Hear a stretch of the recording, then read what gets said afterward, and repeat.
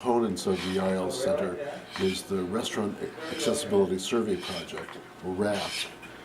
We send volunteers out into the 20 cities and towns that we serve to survey restaurants on issues of accessibility. We'll check their handicap parking, things like parking signs, proximity to the restaurant.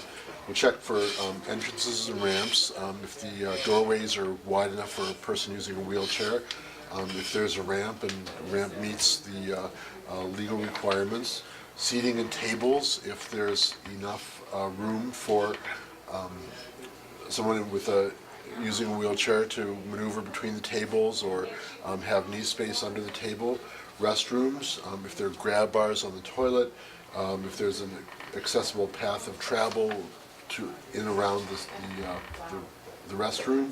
Other things like can a person using a wheelchair maneuver into the stall and close the door for privacy? And then we'll check on communication.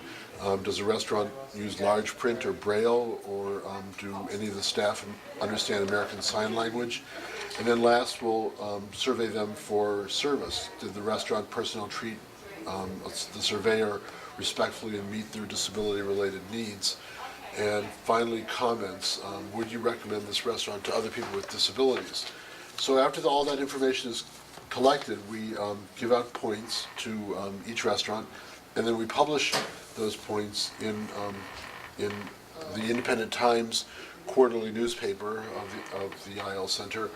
And also what we've done in the past is we published it in the ILCNSCA Restaurant Accessibility Survey Project results, where over the last 3 years, all of our restaurants that we've surveyed have been listed in here, so you get a sense of what it looks like. We use the handicap seating emblems to give points to the restaurants.